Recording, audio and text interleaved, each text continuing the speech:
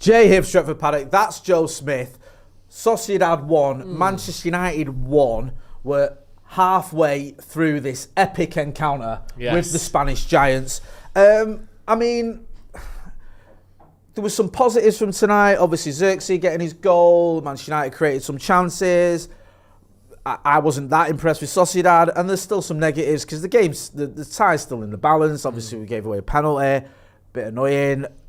Maybe we could have taken some of our chances a little bit better. There's still issues there. I think there's a lot of question marks about the Hojlund-Garnacho relationship, if you will, or just the Hojlund relationship in general with some of his teammates who don't seem to want to pass to him. You know, United can be a lot better and probably need to be a lot better than that if we are going to win the competition. But I don't know. I feel like, genuinely, and I'll ask you in a minute, but I probably feel a little bit more positive now than I did before kickoff. Mainly not because I thought United were that impressive, but I thought Sociedad were actually quite poor. And I think we can do them at Old Trafford, having what I've seen today. Yeah, I didn't think they were up to much at all, Sociedad. I thought they'd be more energetic than that. I thought they'd press us harder than that. I thought their technical ability on the ball would be better than that. United handled them pretty well. They had one big chance and then obviously the penalty, which was sort of out of the blue. You know, Bruno just jumping up and getting his jump, mistiming his jump, getting his hand in the wrong place. I think it was a penalty because you can't just jump in the air and hit the ball against your hand. But I don't think they did a lot. And I thought United held the ball well. I thought we played through them well. If it was some better decision making in the final third, I thought United should have scored 2 or 3 goals. And I think that I was surprised by the fact that United looked pretty competent and the fact that Sociedad only looked bang average.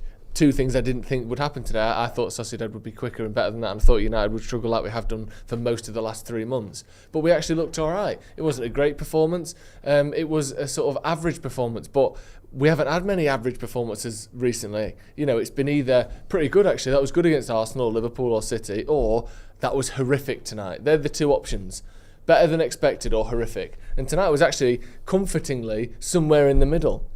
A normal team putting in a normal performance. You know, there was moments where Dalot obviously should have passed to Hojlund in the first half, and if I'm Rasmus Hojlund, I'd be pulling my hair out at the minute because all these accusations about he can't score goals and he can't create chances for himself.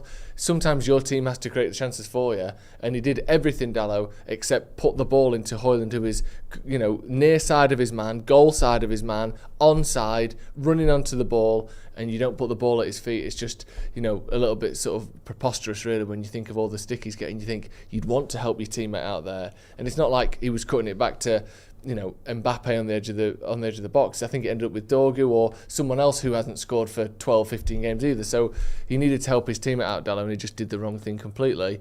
But I thought we were all right, and I'm really happy to say that because, like I said before, it's either been decent or utterly horrific, and tonight we were all right. I'll take that.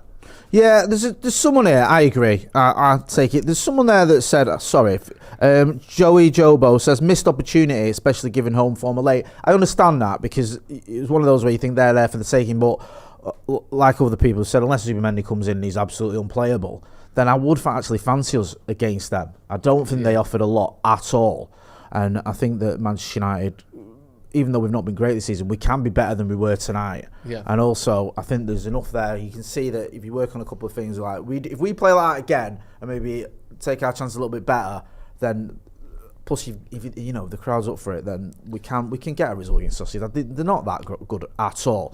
No. Zirkzee obviously got the goal. We've struggled for goals this season, haven't we, in general? And our front 3, I think Hojlund's not scored in 18. Zirkzee, I think he's got, is it 1 against Leicester in his last 15 or whatever it is. I'm not even know. I'm just making up numbers now. Garnacho's not scored for, I don't know, let's just say 3 months. Yeah. I don't know. A long time. A long time. And I'm not trying to be facetious. Our attack ain't scoring. Zirkzee obviously got a goal.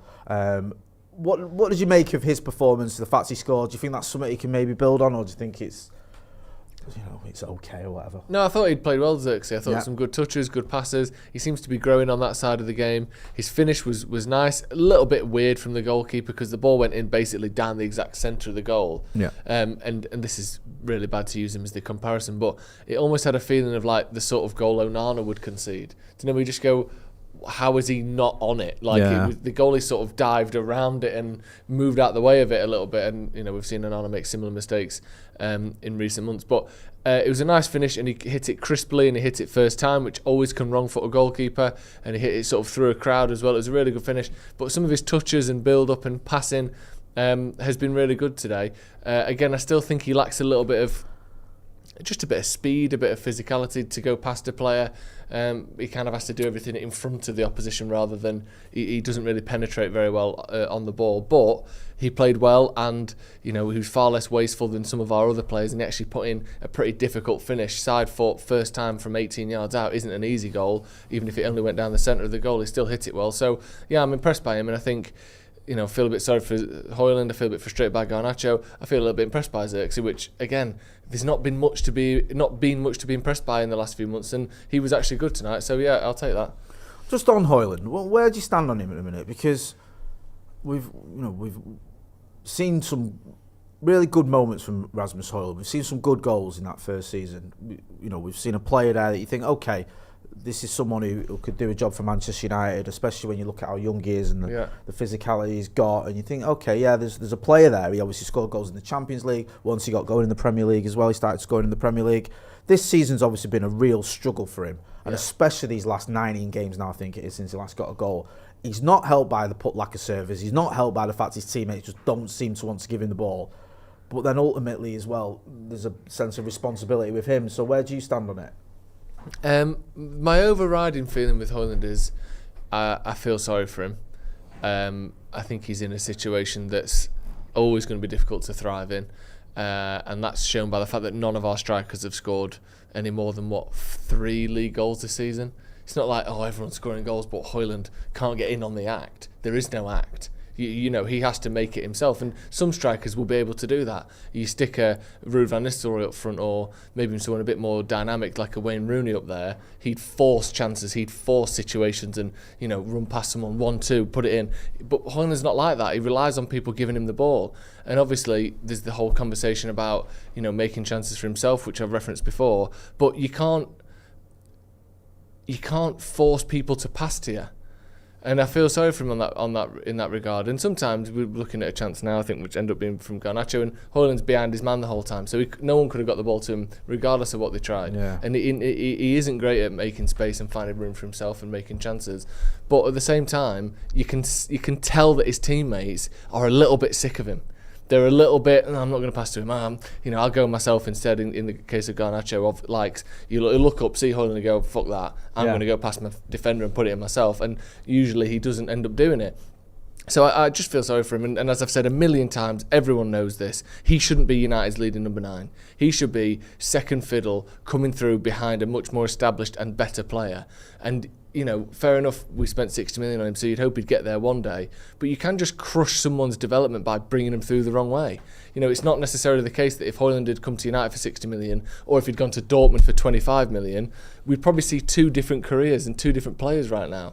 I think that we might be seeing a player get sort of run into the ground by a lack of the right circumstances and a lack of service, and he may never become the player that he could have done. So, like I said, I feel sorry for him. I just think that it's not really going for him at all. But the Dalot one tonight in particular is just obviously the wrong thing to do. And I can only think, he didn't pass to him because it was Hojlund. I said on the watch day, if that's Ronaldo, 100 times out of 100, Dalot puts the ball in. The annoying thing about that as well is, remember Bournemouth 2 seasons ago where Dalot got pelters for doing the same thing? Well, he didn't do the same thing, he just shot when he could have pulled it back to Hojlund. It was a similar situation. Yeah. And near post. Yeah, and we're still here. We're still in a situation where he just doesn't want to pass to him. Laurie Whitwell tweeted at the time, Hojlund went crazy at Dalot for failing to pass to him when there was opportunity in that attack. Rightly so, too often Dalot checks back rather than cross first time. Hojlund also overlooked for a pass by Garnacho for his shot. It's a theme. Yeah, it's the team ain't passing to him, and he's losing his rag with him, which is probably making them want to pass to him even less. Yeah. It's just not a good situation to be in. Also as well, look, all eyes are probably going to be on Chido at the weekend. Is he going to play? Is he going to get off the bench if he doesn't start? In Europe, you haven't got that option. So you need to get behind this player because he's our only out-and-out striker in European competition. Because Zirkzee's not really a 9. I think he calls himself a 9.5. He's probably more of a 10. and then you can't. I know Cheetah's only a kid, but you can't rely on him because he obviously he's not made the squad. So I think we've got Ruben Amorim's got to work out a way to get Hojlund more involved, and whether that's talking to his teammates, whether that's talking to the player himself, whatever it is, it's a problem that he's got to fix. Hands up for the Panthers says, in the summer, would you take the likes of Icardi or Morata? They might be cheap or on loan. Icardi may be a terrible person, but he can score goals. Joe? Maybe Morata. I don't fancy Icardi. Just sort of the issues tend to follow him around, don't they? But Morata, I think, even though he's nowhere near good enough, as we've seen at spells at Chelsea, etc., at least he's got a bit of a goal-scoring pedigree, hasn't he? He's scored, over 100 goals in his career. That'd be a start. Yeah. Rodrigo Estacio says, positive performance today, but that penalty screwed the momentum. We were unlucky and we missed too much chances. I agree with all that. I do. Yeah. Boxing Freak says, Zirkzee 2 goals behind Welbeck, lol. But narrative was we need to re-sign an 8-goal striker. That narrative is right.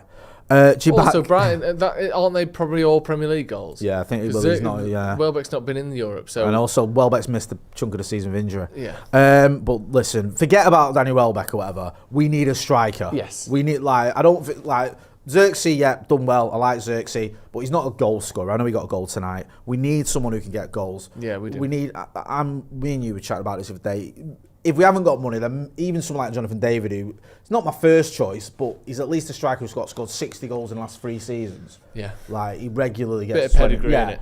You need someone who's got some goals on his CV rather than someone whose best season was 12 or 13 or whatever. Jibak Sahu says, who was the last player we purchased and improved? Patrick Dorgu. No, I don't know. We doesn't tend to happen, does it? Bernardo Suarez says, I'd take Osimhen in the summer. Yeah, I probably would, to be honest with you. Again, he's got pedigree. He's probably not ideal if you look at what's gone on the last few seasons, a couple of seasons in particular, but he scores goals and Napoli obviously want rid of him, don't they? So we're gonna have to look. We're gonna have to see what happens, because at one point it looked like all eyes were on Victor Gyökeres. Now that doesn't look like it's gonna happen. And if it isn't gonna happen, rather than taking a punt on another up and coming striker, I think Manchester United need to buy someone or bring someone in who's scored goals. Maybe not necessarily in the Premier League, because that might be out of our price range, but has at least scored goals somewhere. Pooja Pan says, help me, Chido Obi. You're our only hope. Obviously, Star Wars reference. Chido was probably going to feature at some point against Arsenal, but he's not. Obviously, he's not an option for the Europa. Can I have Kapoor says, I prefer Gyökeres over Osimhen. Yeah, I would, but I don't think we'll get him. Who was your man of the match today, by the way? I don't think I've asked you. I think Zirkzee played well, to be fair. I would maybe give it to Zirkzee. I thought Dorgu put a good shift in, but just lacked a little bit of finesse at times. And I thought De Ligt played well again. So any of those three for me. Yeah. Who's yours? It's weird, isn't it? I get where you're coming from. I know United can see goals, but I don't feel like our defence is as much of an issue. I know the wing-backs is an issue, but the centre-backs. I always feel like De Ligt, Yoro, De Ligt's a good Martinez when he was playing. Even the kid Heaven who came on the other day looked useful. Yeah, I feel like that's the one area where things are all right, which might be a low bar, but we haven't got anywhere else that's all right at the minute. No. Midfield is just full of injuries. Attack can't score, and our wing backs. Dorgu's looks all right, but then he's suspended in domestic football, and Delo's having a bit of a nightmare this season, and the goalkeeper is still question marks there. So. Yeah, I agree with you. I was quite impressed with Yoro. I think you mentioned it just before he got subbed. You'd not really noticed him, which for a centre-back is usually quite a good sign. Yeah. It means he's not done much wrong. Holly says Jay David will be worse than Rasmus at United. A lot of sort of debate going on about Rasmus, a lot Hojlund, a lot of people criticising him. That's a big difference. Yeah, someone else saying Zirkzee's gaining confidence. Ahmad Zayden says Bruno man of the match for me. Penalty way too soft. Did you mention it earlier? It's one of those. It's almost like the Dorgu red card. It is a penalty. Yeah. Like that was a red card, but I'm not annoyed with him. I don't think he did anything wrong particularly. He's using his arm to jump up, but the ball just comes over and hits him on the fist. It's a penalty, but I don't think he meant it. It wasn't idiotic. He wasn't doing something stupid. He's using his arms for momentum, and it gets sort of missed in the crowd. I think De Ligt jumps in front of him but doesn't touch it, and then it hits his hand. I think it is a penalty, but I don't feel bad or annoyed at Bruno at all. I don't really blame him for it in a weird way. Now, Joe, finally, are we going to go through? I think we are going to go through. I think that we might have to sort of do a little Rangers number where it's a close game and we have to pull one out late on, as we've done a lot in Europe over the last sort of 2 or 3 seasons. But I think, and like you said, unless Zubimendi is Rodri and they just go up by a full level when he's playing, I think that I was surprised by how poor they were tonight and how sort of flat they were. And I think if United play the way they did before, like you said, with that extra benefit of being at home and that extra kind of European and just general trophy pedigree, I think United will get over the line. Yes. What is... I'm just trying to search. What's the situation with Ugarte? Could he be back for the second? I'm not sure. It was a little knock and a small injury, wasn't it? So I don't think we've been given a deadline. I would assume he's going to be back because it's another week, isn't it? Yeah. But yeah, I don't know. I was just wondering, like, if Ugarte comes back and Zubimendi comes back, then that's it's probably balances out a bit, doesn't it? Because I think Ugarte has been very good since he's come to Manchester United and is a player that obviously starts for us. But we'll wait and see. I do feel a little bit more confident after watching that performance. Yes, United weren't great, but Sociedad were poor. And on the whole, I thought United probably could have and should have nicked it. The United lad said he's been at home really a benefit, though. It hasn't been at times this season, but at least in Europe we've looked a little bit better. And I think the main sort of positive I'm getting and comfort I'm getting is from having seen that Sociedad side. I don't really see a lot there, to be honest with you. No. And I think that United are capable of getting a result against them, and we could have had one tonight. I'm going to wrap it up there. Joe, always a pleasure, never a chore. Go and check him out on the Sloppy Joe's podcast. You know where to find me. Don't forget to hit like, share and subscribe. That's been Joe. I'm Jay. This has been Review Manchester United. 1-1 in Sociedad. Let's do it at Old Trafford. Thanks for watching.